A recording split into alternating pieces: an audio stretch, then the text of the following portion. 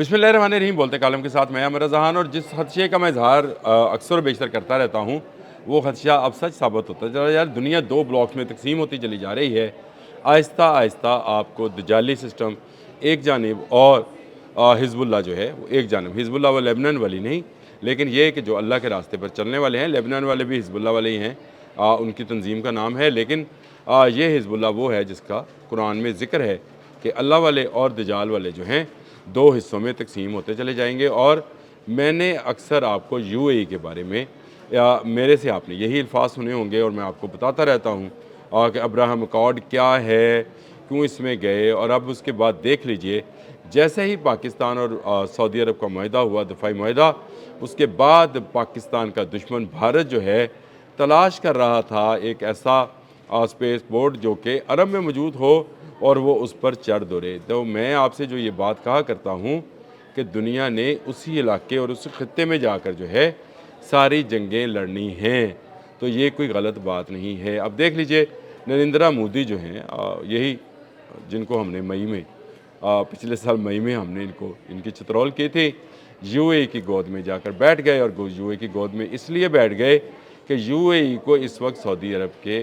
ख़िलाफ़ जो है कुछ ऐसी मुल्क का सहारा चाहिए था जो कि दिफाई तौर पर उसकी मदद कर सके। लिहाजा अमेरिका के बाद उसने भारत के साथ एक दिफाई माहिदा कर लिया।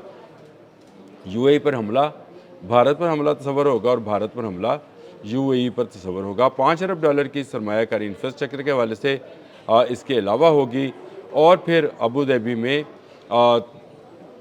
तेल जो है वो रोका जाएगा, यानी रखा जाएगा स्ट्रेटजिकली भारत का, ताकि कभी तेल का बहरान हो या कभी जंग की सूरत हाल हो तो ये तेल सस्ते में भारत को फराहम किया जा सके। ये है Abu Dhabi national oil company. मैंने कहा आपको नाम भी बता दूँ, ADNOC, जो कि स्ट्रेटजिक है 30 मिलियन बैरल तक के खाम ज़हीरा जो है वो रखा जाएगा। रहेगा ये अबू धाबी में ही, लेकिन इसको जो है निकाल कर फिल करते रहेंगे, क्योंकि आप जब ऑयल निकाल कर रिफ़ाइन कर लेते हैं तो फिर ज़्यादा अरसा आप उसको रख नहीं पाते हैं। तो ये एक नया स्ट्रेटजिकली आप समझे कि एक ज़हीरा जो है वो भारत ने अबू धाबी में सेट कर लिया है, ताकि बवक्त ज़रूरत जंग की सूरत हाल में, और जंग उसकी किससे हो सकती है, चीन से और पाकिस्तान से, दो राय इसमें नहीं है, क्योंकि वो दोनों को अपना दुश्मन समझता है। ख़ुद साख्ता दुश्मनी बनाए बैठा है पाकिस्तान के साथ, चीन के साथ।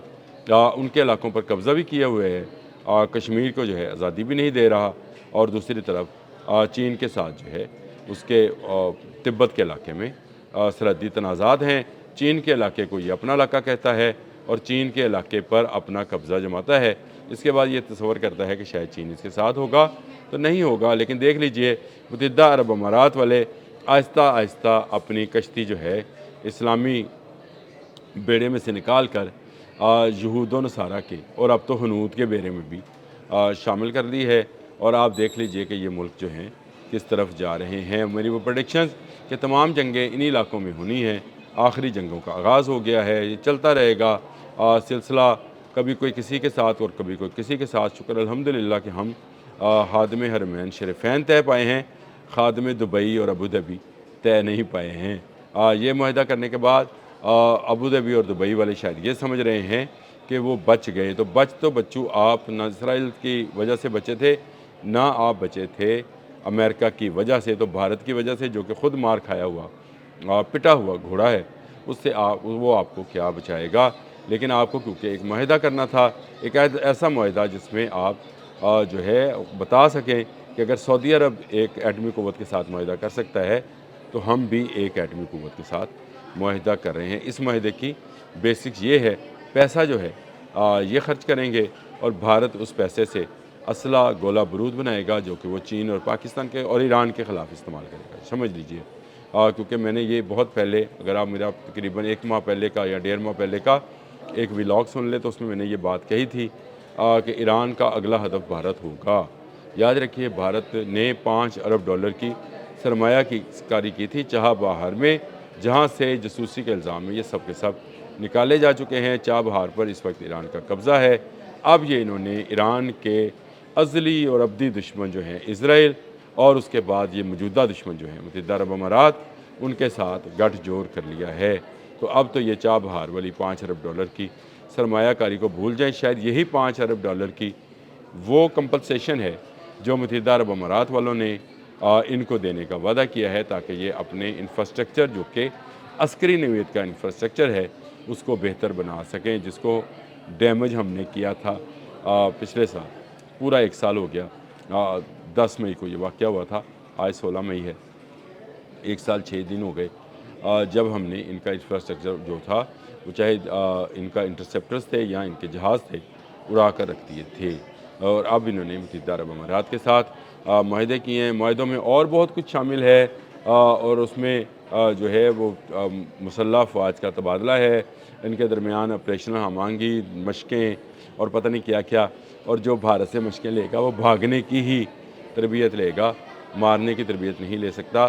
تو یو اے ای کی یہ خام خیالی ہے کہ اگر سعودی عرب نے پاکستان کے ساتھ معاہدہ کیا ہے تو ہم بھارت کے ساتھ معاہدہ کر کے شاید برابری کا جو ہے وہ ایک موقع فراہم کریں گے. اسرائیل بھی ساتھ ہے. اسرائیل نے اپنا عسکری اسٹریٹجیکلی جو ایسٹس ہیں ان کو دبئی شفٹ کر رکھا ہے، اور اس کے علاوہ اس نے اپنا آئرن ڈوم شفٹ کیا ہے، کمانڈ اینڈ کنٹرول سینٹر، اور آئی ڈی ایف جو اسرائیلی ڈیفنس فورسز ہے ان کو بھی وہاں پر شفٹ کیا ہے. اور اس کے علاوہ اب یہ جو ہے اب بھارت کے ساتھ معاہدہ ہو گیا ہے تو بھارت بھی اپنی انسٹالیشنز جو ہیں وہ دبئی میں شفٹ کرے گا.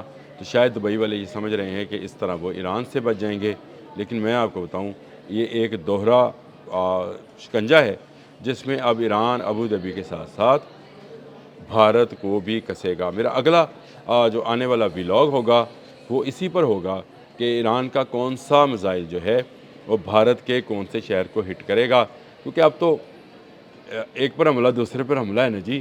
تو ایران کے لیے تو پورا بھارت جو ہے وہ یو اے ای ہے، اور یو اے ای پورا بھارت ہے. اگر یو اے ای سے شرارت ہوگی جو کہ ہونا ہے، اسرائیل نے کرنی ہے، جنگ کا میدان وہاں پر لے کر جانا ہی جانا ہے.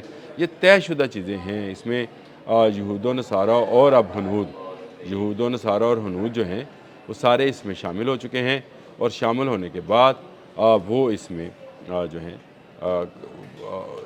ایران کے دشمن بن چکے ہیں، اور ایران چن کر ان کو نشانہ بنائے گا. ایران کسی صورت رکنے والا نہیں ہے، اور اس کا کون سا میزائل انڈیا کے کون سے، بھارت کے کون سے شہر کو نشانہ بنا سکتا ہے، اس کا کون سا ڈرون بھارت کے کون سے شہر کو اور اہم تنصیبات کو نشانہ بنا سکتا ہے، آنے والے ولاگ میں میں آپ کو یہ ضرور بتاؤں گا. اس کے لیے مجھے تھوڑی سی ریسرچ درکار ہے، اور مجھے یہ پتہ کرنا ہے کہ اگر دبئی سے حملہ ہوتا ہے تو ایران کتنی دیر میں پرومپٹ ایکشن کرتے ہوئے دہلی اور بمبئی اور آگرہ اور لکھنؤ میں جو ہے حملہ کرے گا. یہ ساری چیزیں جو ہیں بھارت نے مد نظر رکھتے ہوئے ہی معاہدہ کیا ہوگا. ایک طرف اس کا دفاعی معاہدہ افغانستان کے ساتھ ہے جو کہ دہشت گردی کرتا ہے پاکستان میں، اور اب ایک ایران کے تازہ ترین دشمن جو کہ یو اے ای ہے اس کے ساتھ اس نے دفاعی معاہدہ کر لیا ہے. اور یو اے ای کی سعودی عرب کے ساتھ بھی نہیں بنتی ہے. یہ بھی ان کے دونوں کی آپس میں، کیونکہ اوپیک سے نکلنے کے بعد سعودی عرب سمجھتا ہے کہ وہ اس کی صفوں میں سے، یعنی اسلامی دنیا کی صفوں میں سے باہر ہو گیا ہے، اور اس نے ڈائریکٹلی سعودی عرب کی سپریمیسی کو چیلنج کیا ہے. آنے والے دنوں میں کیا ہوگا کیا نہیں، یہ تجزیہ ساتھ ساتھ میں کرتا رہوں گا، بتاتا رہوں گا آپ کو. آپ بھی کمنٹ باکس میں جا کر ضرور دیا کہ میں کمنٹ باکس میں جو کمنٹس آتے ہیں ان کو پڑھتا بھی ہوں اور دیکھتا بھی ہوں، اور اسی سے میں رہنمائی بھی حاصل کرتا ہوں. آپ کے کمنٹس میرے لیے بڑے قیمتی ہیں.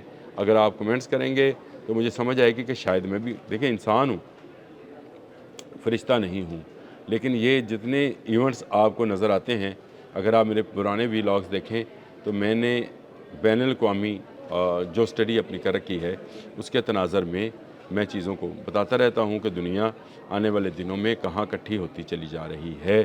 اب آپ کو آنے والے دنیا میں یہ چیزیں نظر آنا شروع ہوں گی کہ یہود و نصارہ و ہنود، یعنی مشرکین، اور یہ جو خود ساختہ اہل کتاب کہتے ہیں، ان کی خود ساختہ کتابیں ہیں. یہ صرف اہل کتاب اس لیے کہ ان پر کتابیں اتاری گئی، لیکن اس کے بعد قرآن نے ان کی نفی کر دی کہ یہ بھی مشرکین ہیں اور کافرین ہیں، انہی کو کافر اور مشرک ٹھہرایا گیا ہے. اب یہ سارے اکٹھے ہوتے چلے جا رہے ہیں. ایک طرف اکٹھے ہو جائیں گے اچھا ہے، ایک طرف ہم اکٹھے ہو جائیں گے. آپ بس یہ دعا کیا کیجیے کہ ہم دوسری طرف ہی رہیں. ہمارا جو مرکز ہے وہ حرمین شریفین ہے، ہم اسی کے خادم رہتے ہوئے اسی کے محافظ بنے رہیں، اسی کی حفاظت میں اپنی جانیں قربان کریں اور شہادت کا رتبہ پائیں.